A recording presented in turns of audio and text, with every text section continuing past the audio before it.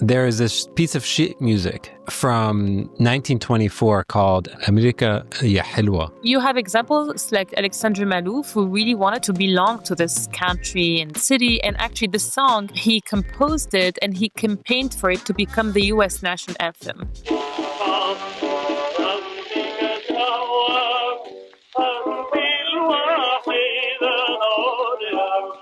Salloum Mokarzel, a Lebanese-born publisher, in 1910, he revolutionized Arabic publishing when he patented the Arabic Linotype machine in New York, adjusting the Linotype machine to Arabic characters. And that allowed really and fueled an explosion of print culture, both in New York and the US, but also in the Middle East. That would be a hot take to say, hey, New York is Middle Eastern or New York is Arab. The Statue of Liberty itself, which was designed by Bartholdi, its roots actually lay in Egyptian models and references. So the very symbol of New York has Arab roots. It's like Khaltu Liberty.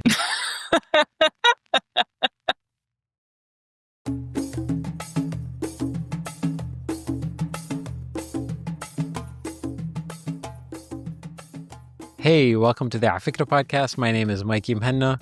Today on this series, we have Hiba Abid, who is the curator for Middle Eastern and Islamic Studies at the New York Public Library and is behind a new exhibition that's taking place at the 42nd Street, like iconic New York Public Library called Niyū Yūrk, Niyūrk, New York, Middle Eastern and North African lives in the city. Hiba, welcome to Afikra. Thank you, Mikey. Thank you for having me on Afikra.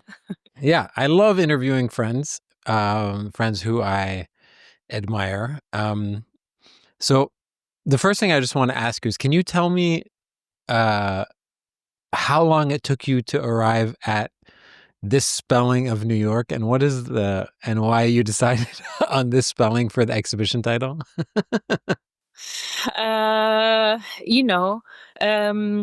First, it was a fast-moving process to put together this exhibition. It took about a year, including the research process. And the title specifically, Niyū Yūrk, is a way to subtly center the voice, the experience of Middle Eastern, North African people in New York, the way they see New York. They perceive New York either from afar or as immigrants here. So the way they pronounce New York even. But also, honestly, more pragmatically, when I was looking through the collections at the New York Public Library and the earliest Arabic materials, Arabic books and newspapers published in New York, they would always have place of publication, New York in Arabic, and then Niyū Yūrk transliterated into English. And I found that, it really brought both the material documents and this shift to centering the Middle Eastern, North African experience. It brought them together, and that's how we came up with this title. I love it. So if you were to explain the exhibition, the broad idea behind the exhibition to a 15-year-old, how would you describe it? Like one of your 15-year-old cousins in Tunisia, how would you describe what this exhibition is about? First, I would say, did you know that Middle Easterners traveled and immigrated to New York from the 19th century, actually the mid-19th century first? And then the exhibition, I would say, is the story of Middle Eastern, North African immigration to New York, really to sort of reclaim this presence that is not new, as much as the public discourse tends to maybe emphasize that narrative, but it's a long history that really begins with the first waves of historical Syrians coming to New York in the 1880s up to the present. But the second story behind this exhibition is also how a public library in New York, the most prominent public library in New York City, has collected these stories and histories, I would say, has mediated these both the grand narrative of Middle Eastern immigration to New York, but also personal portraits of immigrants to New York. So there's a dual story here. There's a meta discourse on collecting practices, but also, the history of Middle Eastern MENA immigration to New York, and MENA's presence and experience and lives and artistic practices or creative practices and the daily lives of MENA people here in the city. Yeah, I feel like it's some way, I haven't seen the exhibition, but I feel like I've seen pieces of it because we had the privilege of coming and getting a tour from you last year in New York, where you kind of were walking through some of these primary documents, many of which I think made it into the exhibition. Absolutely. And I feel like part of the thesis of this exhibition is saying New York might just be an Arab city. New York might just be a Middle Eastern city. In some ways, this is more Middle Eastern of a city than people would imagine, definitely, but maybe more Middle Eastern than some places in the Middle East, insofar as how diverse of a city it is, how many different types of Arabs and other Middle Easterners are actually in the city, which is amazing to me. Yes, absolutely. I mean, that would be a hot take to say, hey, New York is Middle Eastern or New York is Arab. But when we think of, I don't know if we had mentioned that when the afikra group came and had a preview of the exhibition last year. I'm trying to remember if we had this conversation about the Statue of Liberty itself, which, was designed by Bartholdi as after they... he designed it for the Khedive of Egypt, and it was meant to be in Egypt. And he designed it after an Egyptian fallaha, and designed it as a woman, an Egyptian woman wearing a veil as a fallaha. And the project was not approved, so he redesigned that model and made it, and that's what the Statue of Liberty is today. And its roots actually lay in Egyptian models and references. So the very symbol of New York has Arab roots. So you can think of New York as, a Middle Eastern city, and we can, talk about so many other aspects of New York that are so Middle Eastern. We all say New York City runs on halal foods with the halal food trucks. And then we can think of all the neighborhoods that are so still very Middle Eastern. Both there are the historical ones like Little Syria in the Lower West side of Manhattan, and then now Astoria, Bay Ridge, Patterson. So yes, actually the Middle East is much more present than we think it is. Yeah. It's like Khaltu Liberty. It's not Lady Liberty. It's Khaltu Liberty. Maybe between each other we can call it this way. Yeah. Khaltu Liberty? Exactly, Khaltu Liberty, which is the first thing that people, when they immigrated, at least in the late 19th and early 20th century, that was one of the first things they saw, the Statue of Liberty. And maybe people didn't even know about the Egyptian and Arab references of Bartholdi as he was making this symbol of New York. Yeah. So I have, for the people who are not lucky enough to go see it, I'm going to share my screen. And I want to look through some of the objects that are on the website, the New York Times or the New York Public Library website. So let me share my screen, and then I'm going to be excited to look through these. So this image was where I wanted to start. I want to talk a little bit about this image to begin with, because the first thing that's striking for those people who can't see it is the date, which is 1910. So maybe describe this portrait and why it made it into the exhibition, and where this object comes from and who this person is in it. Okay, so this is a portrait, and if you see it in person, it's even more striking. It's a very beautiful portrait of Mohamed Juda. That's presumably his name. And he is Algerian. He came from Algeria. He arrived at Ellis Island in 1910, at least that's the date we have from the photograph, that was taken by Augustus Sherman. And Augustus Sherman was a clerk at Ellis Island who was also commissioned to take photographs of all the diverse people who came to Ellis Island. And it was a way to humanize these people to the American audience, to New Yorkers. So those photographs were sometimes meant to be in the press to document on these arrivals of people and these newcomers. So Mohamed Juda, and actually this portrait is probably the earliest visual document of an Algerian person who came here. But I'm sure there were others who came before him, but this is the first visual documentation of an Algerian man who came. He didn't make it to the US. Actually, he was denied entry to the United States, unfortunately, because he was labeled as a believer in the practice of polygamy, which is a charge that was commonly used at the time to bar Muslim immigrants to the United States. Oh, wow. Yes. He failed at answering that question. Immigrants, when they come, they spend a few days at Ellis Island, and then they go through this interview where they ask questions, and then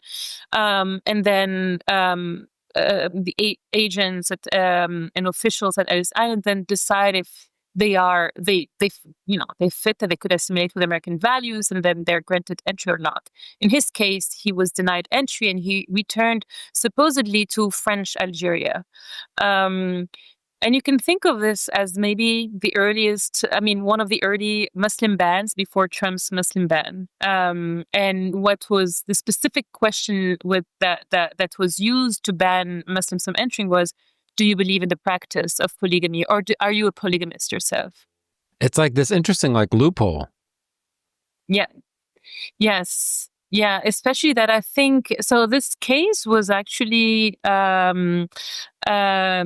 in the press, and that's how we know more about the circumstances and why this person didn't make it into the US. And these cases were covered in the press, in New York local press. And so he at first said, no, I do not. And then the agent asked him, but don't you believe in the words of and the message of the Quran as a Muslim? And he said, no, of course I do.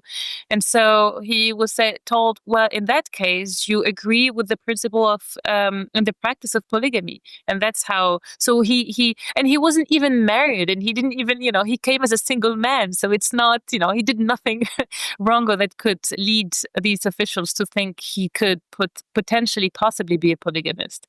Amazing. Okay, so I want to talk about some of the guidebooks and texts that you have found. Some of them are incredible. Like, I think there's one of them here. Yes. Yes. I mean, how to seek American citizenship, and those were produced very early in the early 20th century by the community, by self-proclaimed leaders in the community who knew both languages, and they produced these guides to help Syrians who came to New York or to the United States, also in general, to seek and to obtain citizenship, because citizenship, which we all know now, is tied to restricted by racial requirements. You needed to either be a free white person or a person of African descent to obtain citizenship by that time, early 20th century. And so Syrians litigated their racial classification in court and advocated for themselves to be identified or accounted for as white. So that was the first step, to become white, and how Middle Easterners and Arabs became white.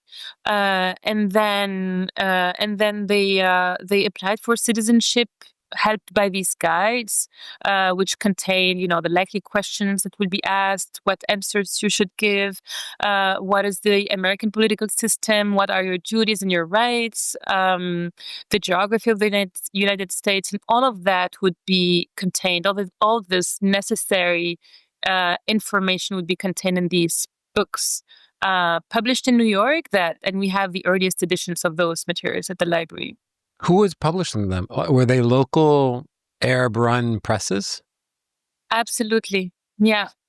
Yes. And that's what. First,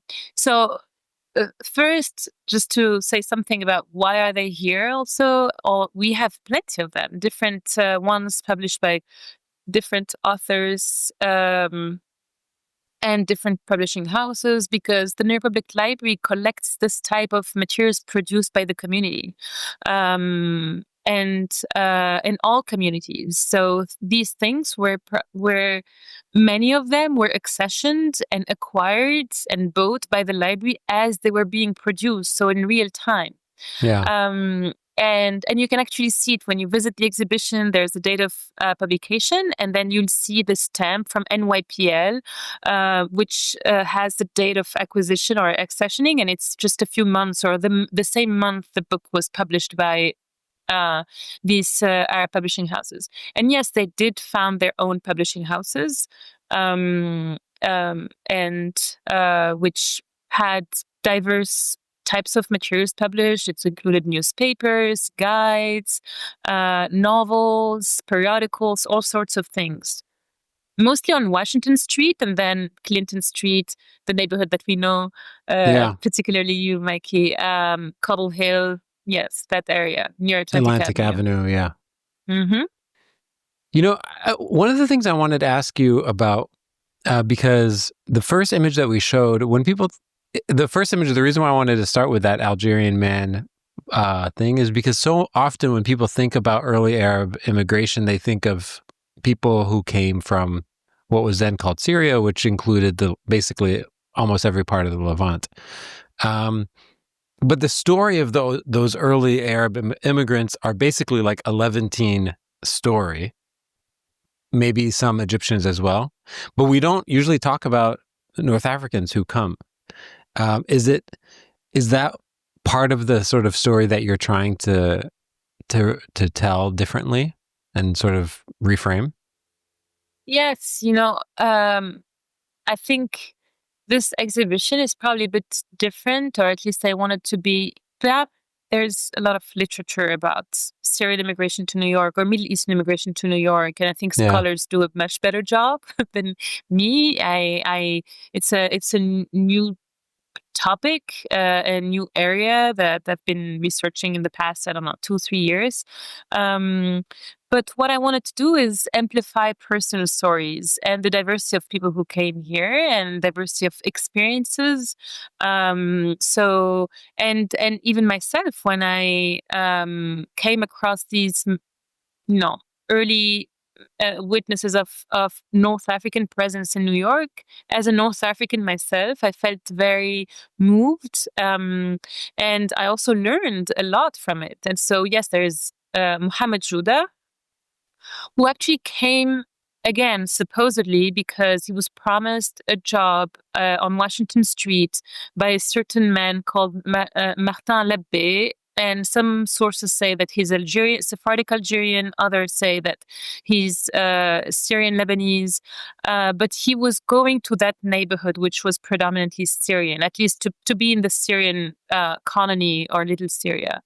But we know, and there is actually a photograph in the exhibition of Sidi Hassan Ben Ali, who is a Moroccan acrobat, performer who came in the 1880s to New York City and who traveled across the United States. He toured with his own company of Moroccan acrobats, and he performed at Coney Island here, Broadway shows. He was even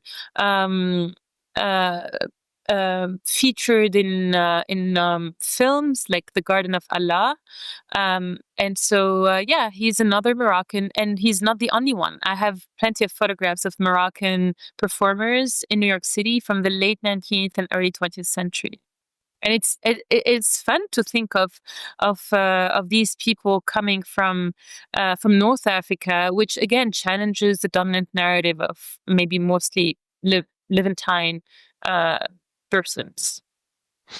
Did you get pushback? Like, I can imagine some sort of, like, I say this with all the love in the world, but I can imagine some sort of like uppity Lebanese person coming to the exhibition being like, why are there where are all the Lebanese and all the Syrians and all the, like, what is this? Did you get some pushback? No, honestly, I Oh. had. I mean, unless there's pushback somewhere expressed somewhere else, I don't know. But I've had the most overwhelmingly positive reactions to the show. It is just to.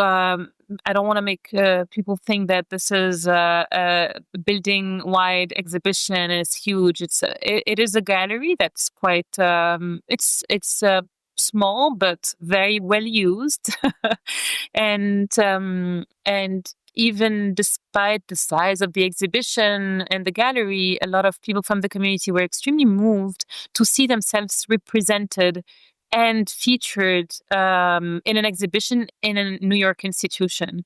So just for that, there was a lot of positive feedback, and also don't get me wrong, there are a lot of Lebanese and Syrian in the show because the reality is that they were the biggest demographic group and the earliest one who came to New York. Like this story, for example, I love this photo. I love this photo. So tell us a little bit about this. It's labeled a Syrian Arab at Ellis Island, 1926, tattoo marks on her face and hands, a sign of marriage, did not show in the photograph. I love this photo because it also subverts a little bit of what we think of a practice that a lot of people think of as a sort of a Yemeni practice or a Southern Arabian or a North African practice. And it was amazing to see it here. Yes. So this photograph really moved me. I think it's quite known now. I think it is actually a blog post that was published by a librarian at the library a few years ago. And so that's how I came to know this photograph. And it is a pretty moving one, also because both my grandparents had tattoos exactly on the same parts of the face and on the hands, the arms. And I myself didn't know that was also a practice in Lebanon, Syria, Palestine, and Jordan. I mean, I think I knew about Palestine, but I didn't know it was such a common practice. And you can't really see it well on the screen here, but if you get closer to the photograph in the gallery, you can actually see the tattoos. So the reason why this photograph, you were reading the description, the label that is under it, that's not our label. That's a label added by Louis Hine, who's a photographer who took this portrait. And the reason why I wanted to include those labels added by makers of these photographs in the early 20th century is because I was struck by how anonymous and the lack of record about this woman and maybe the narrative that was added and the description that is still keeps her as this anonymous person who came. And then all the photographer had to say is, oh, she has tattoos. So quite ethnographic in nature, right? Yeah. And this is still what we know about this woman. And so that's the description, the record you'll find in our own institutional records and catalog records. And the labels that I added to these photographs from Ellis Island is that some of these labels that we still have, we inherited ourselves as institutions, and not only NYPL, but most museums and libraries are either erroneous, they can be maybe offensive sometimes. They are not accurate. They don't really render the reality of these people, but also they don't even disclose the name. And that's a reflection, really a critical thinking about how we collect, how we describe, and how do we represent these people to show that we are reassessing all of this as institutions, producing knowledge or making knowledge available, and how we can do better in the future. So that's a very important aspect of the exhibition. I want to show another photo, since we were sort of on the subject of Syrian sort of women.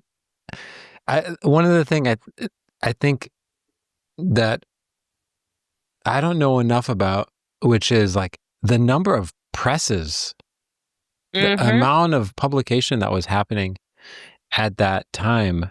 Was this true in a lot of different communities where like Italian Americans of that generation and Polish Americans of that generation and And Jewish Americans of that generation, I mean, like, was everyone printing a lot? Was it just commonplace? Yes, absolutely. Yeah. That's what we also call in the librarian world the ethnic press.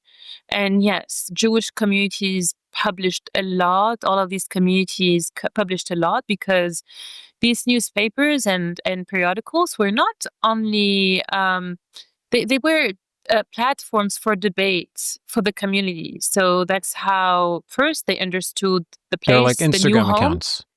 They're almost like Instagram accounts. They also have business directories. They have news about the country where they are, where they live, their new home. It can be debates about cultural preservation. How can you keep your culture and your language here? And what is the well-being of the community as well? But also that's how they were informed about news from back home.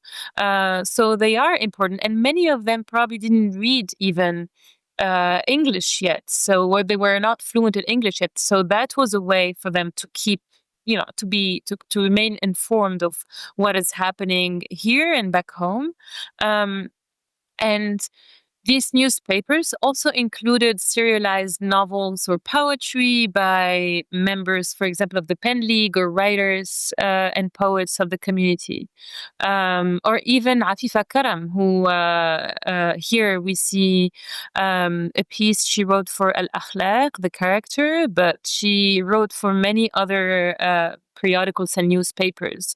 And she also published, sections of her novels that then later, after they were published in newspapers, were gathered in a format of a book or novel. Yeah. How do you think about the sort of eras of this sort of like community in New York? Are there eras? Is it like, well, there's the late 1800s to World War I, and then there's World War I to the sort of 1940s, and then 1940s until the Cold War, like the end of the Cold War? Like, do you have sort of eras that help sort of bookend and start and stop different moments? So, of course, MENA immigration to New York is very tied to the big events and moments of Middle Eastern history, wars, the Gulf War, World War I, World War II, and all of this has an impact on movement of people and immigration waves. But I didn't really did it in that way. So first of all, at the very beginning, when we were thinking of this exhibition, we thought the conversation was about, let's stick to early immigration to New York, early MENA immigration to New York. But then when I thought about it, I believe that would exclude a bunch of other people from the community, including the present, from the current communities, because the early history of Middle Eastern immigration to New York is very much about Christian Maronites who came here and who were able to advocate for themselves to become white, which was not the case for Muslims who struggled more and who came later. Because I think by 1910s, 1920s, Muslims were still only 10% of the broader MENA community. All right. So I loved seeing some of the sort of like artistic production. And there's one thing I want to show, and it got me curious. So let me show my screen again. There is this piece of sheet music from 1924 called Amerika Ya Hilwa. Amerika Ya Hilwa. By somebody named Alexander Ma'louf. And it's from a book called Oriental Piano Music by Alexander Ma'louf, Syrian Popular Songs. And it's from his own publishing company. Yeah. So where did you find this? Was it just like lying around in the stacks? No.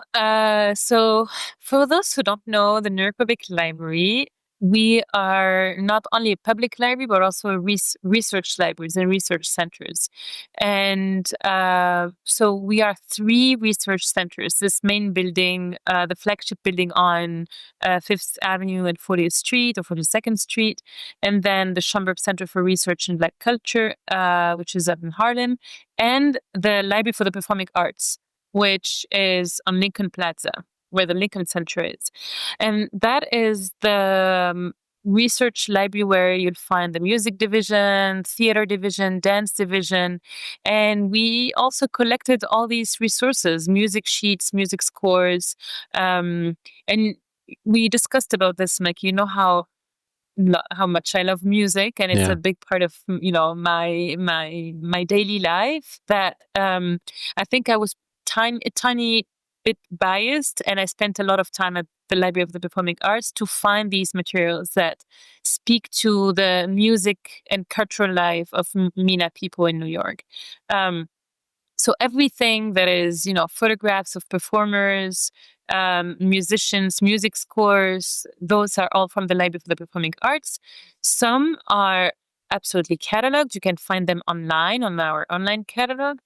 We have a few that are not, that are still in what we call a backlog, which haven't been processed yet, but we are, working on them and on making them available and more discoverable. Amazing. So it's like the question I have about this piece of sheet music is the name, right? Amrika Hilwa, right? Which it made me think a lot about. So like, I started this interview off in sort of a cheeky way, essentially saying, "Oh, how it's amazing to me how Arab New York is," right? Like, in some ways, what you're trying to say is like, "Wow."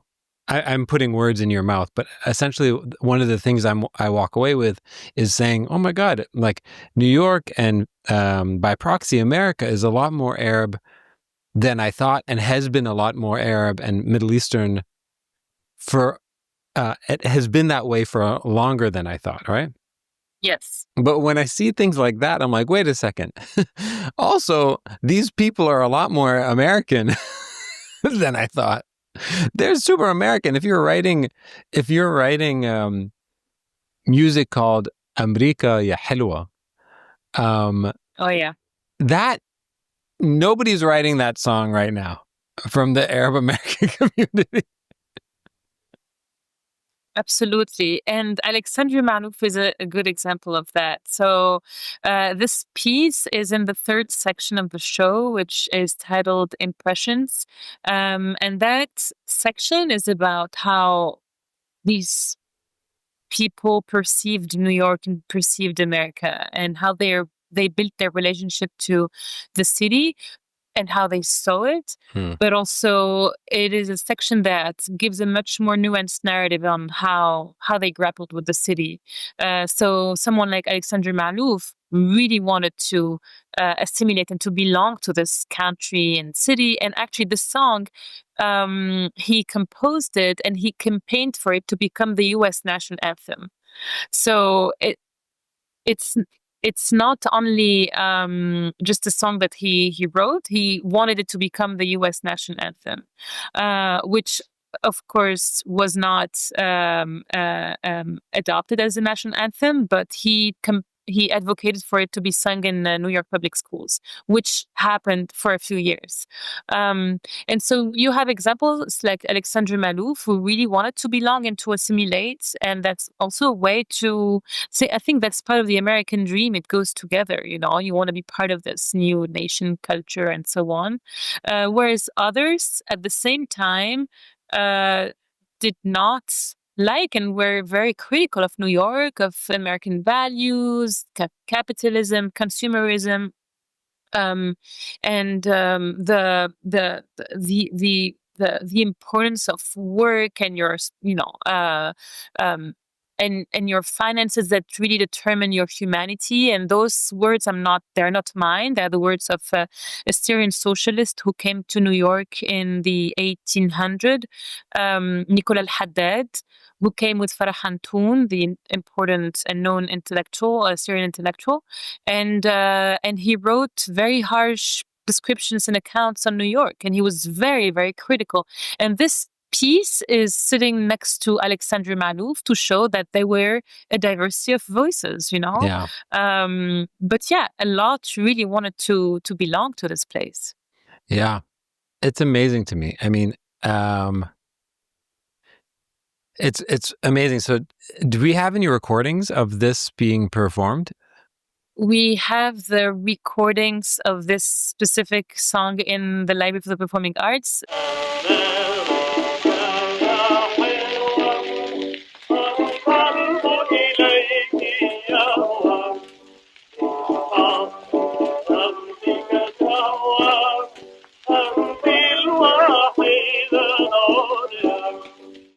Amazing. I love it. It's also like you have another thing that's part of this, which is from Columbia Records, the Syrian Arabic music. Yeah. That is the same Columbia Records that we know today, essentially, right? Yes. Yeah.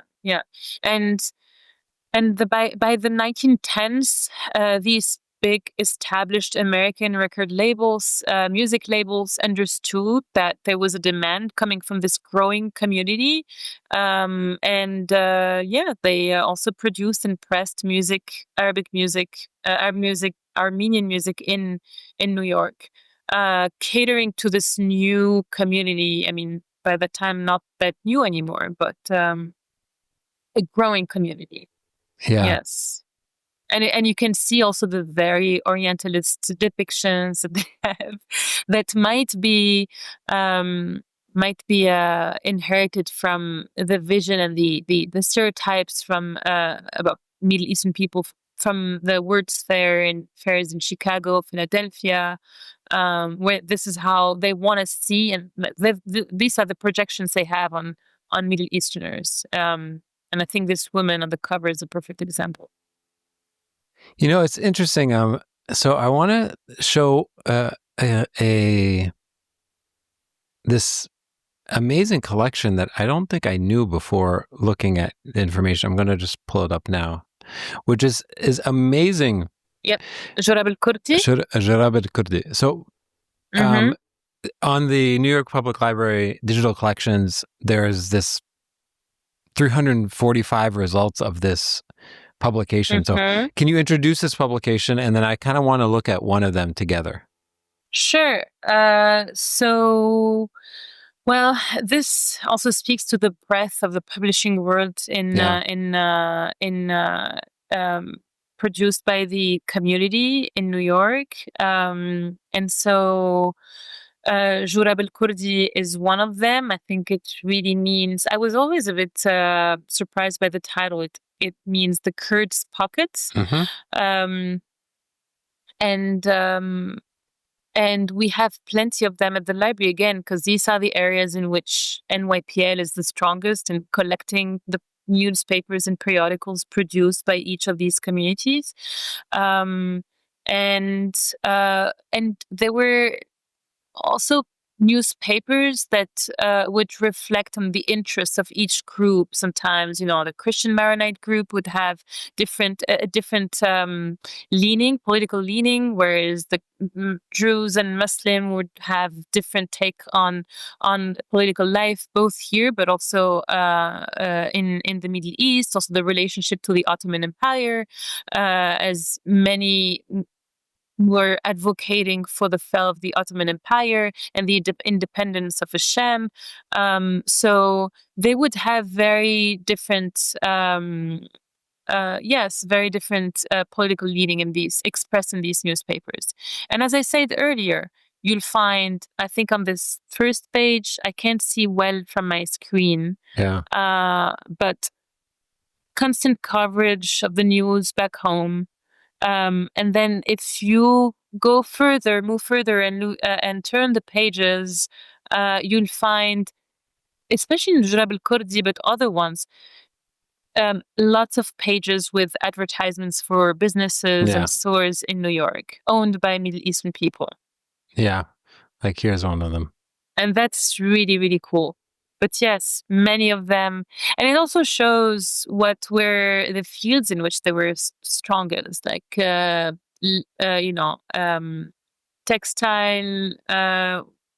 silk, silk kimonos. Actually, that was a very surprising field in which they were known for. Yeah, and it's like we talked about this, and I spoke to when I was speaking to, I think, Stacy about this. These like kimonos that are like not kimonos, but they just use that word. Exactly. Yes. It's so interesting. The women who are known for being jewelers as well. And I think maybe Linda Jacobs mentioned that when she had a afikra episode. So no, this is absolutely. And then there's in the gallery, if you. I think you're going to visit the exhibition at some point, but for those who will come, these newspapers, because they have very large formats, we decided to have them on an AV screen with a guided introduction to these newspapers, so that you can really have a close look at some pages and the ads on it. And so that's what we have. So there is a page with excerpts from sections from advertisements that are really fun. Like there's one on Arab. How cool. And the drawing is very beautiful. It's رئيس الولايات المتحدة الجديد. Yeah. It's an announcement about the new president. Yes. Yeah. And so, earlier, Mikey, you were talking about how the centrality of New York and how New York is so important even on a more global scale. With it is on this network that connects the Middle East to the North America, to Latin America, and the Mahjar in Latin America. And in fact, New York was for some time the publishing hub in Al-Mahjar in general. And a little story that is emphasized on that AV screen displaying newspapers is that Salloum Mokarzel, who is a Lebanese-born publisher, in 1910 he revolutionized Arabic publishing when he patented the Arabic Linotype machine in New York. So Salloum Mokarzel is the co-founder with his brother of Al Huda Press, which is a publishing house, but also Al Huda newspaper. And in the basement of Al Huda Press, he worked on adjusting the Linotype machine to adjust it to Arabic characters, which is, a cursive script, as opposed to Latin characters, which is easier maybe to work with. And that allowed really and fueled an explosion of print culture, both in New York and the US, but also in the Middle East. So interesting. Okay. Can I show you one other thing that I love so much? Sure. As you can tell, if you're listening to this, you can really fall down rabbit holes and like find these amazing primary research documents. They're amazing. Mm-hmm. This is one of my favorites. I love this. I'm curious now. This menu. Oh. It's so cool. It's a menu from 1917, the Syrian restaurant for ladies and gents, Said Khoury. Yep. Again, Washington Street, Little Syria. Sadly, this menu didn't make it into the show, but it lives on our digital collections online. Yeah. But I really love this menu. First, because you see what were the trendy, or what did people eat in these restaurants, and what did the community eat in those restaurants, the cost. But also it seems like this restaurant was quite known because I've seen it on multiple business directories and ads, on newspapers, on actual business directories. I think it lived for quite a while, actually. You know what's amazing about this to me? Mm-hmm. The Arabic handwriting looks like it was written today, whereas the English handwriting looks like it was written like 1,000 years ago. Yes, I agree with you. But the Arabic handwriting, it really looks like what, when you go to a store to buy, I don't know, whatever, potato chips in Lebanon, Beirut, or Tunis, and the guy has his notes and he writes whatever he sold every day. Well, that's exactly the handwriting that the fast script that I recognize. You're right. And and then the English one is more, I don't think of people who would write like this today. I don't know anyone who writes like this. Yeah. especially the gene eggplant. It's a very the G's in the eggplant are like it's like a with the tail that is kind of roast liver, and people ate roast liver, which I like because I eat roast liver, but I know I'm outdated and people don't eat that anymore today. I mean, not at least the youth. But it's interesting to see what kind of meals, and it makes it so, because this is a sort of an ephemera, and I like that about collections and in libraries and museums. I like this type of item which is so relatable, and there is a sort of a materiality to it that is so that makes it closer, and that gives just a bit of impressions in the landscape of daily lives of MENA people in New York. Just more relatable. Okay, the last thing I want to ask you before we wrap up is the sort of elephant in the room. I feel like for an exhibition like that, like this, is the current sort of politics of America that are, decidedly antagonistic towards the Middle East, antagonistic towards Muslim. There's intense Islamophobia, especially in the last year, but not only in the last year, like really the last 25 years, at least since George W. Bush, there's been this like swell of intense antipathy. That's like a nice way of saying it. That's a nice way of saying like bigotry and hatred, and anger towards this community. How well was this received? Like, to do this in New York, a city that has had real and sometimes legislated anger towards the Arab community and the Middle Eastern community. How was it doing this in New York now? Well, first of all, yes, you're right. And I'm trying to find even a starting point, but with an example like Mohamed Juda, it seems like it's not the past 25 years, but even before. But yes, if you need to pick, a moment, I think we would say the past 25 years for sure. And maybe I would say even post 1967, at least that's what emerged from the exhibitions, the materials that I've selected in the exhibition. And the last section, which is titled In Our Own Skin, really speaks to that point and to these points you raised, and how tropes of violence and extremism replaced older Orientalist fantasies of sensuality and exoticism that we see a lot in the two first sections, Roads to New York and A Life in the City, where there are plenty of, like Alexandra Malouf also, these people who self-orientalize themselves to cater to an American audience and Eurocentric audience that could only understand or see Middle Easterners through these features, under these features. And then suddenly post 1967, and then again reactivated after 9/11, these moments really galvanized more vocal, unapologetic assertions, or at least more vocal, expressions of hatred I would say hatred towards Muslims and Middle Eastern people. So to answer the question, first, it this shows the importance of libraries and institutions, cultural institutions, places of knowledge or that make knowledge accessible, in doing the work and maybe showing the way. And I want to think of this as,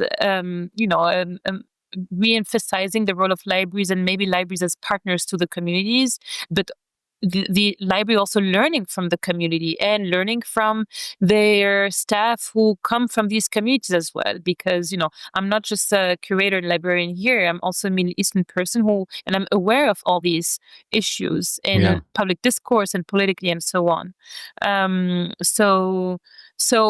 We didn't have really any sort of pushback or aggressive and vocal reactions towards the show, which means that I think the New York audience is a very special audience in general in the United States, and people have been extremely receptive and positive.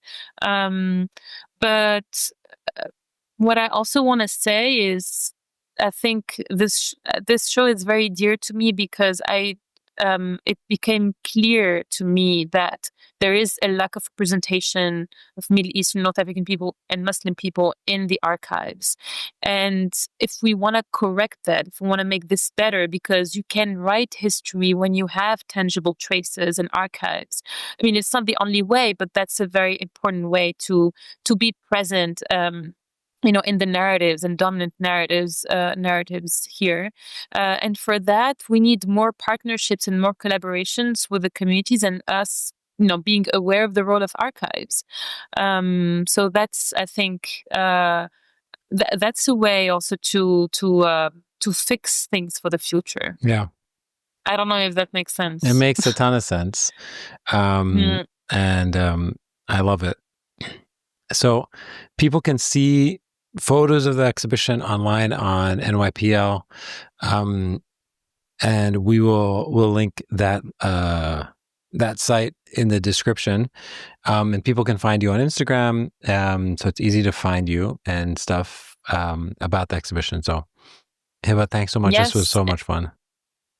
Thank you, Mikey. And if I can just again remind you and anyone who's interested, on December 5th, there will be a Middle Eastern North African takeover of the building of the flagship building of NYPL. So we want to keep some things kind of secret, but we'll have a lot of surprises the day of DJ sets, live performances, food talks, curatorial talks, and then one other component that people will discover the day of. Amazing. But thank you so much, Mikey, for having me. Thanks. Yeah. Amazing. Thanks so much, Hiba.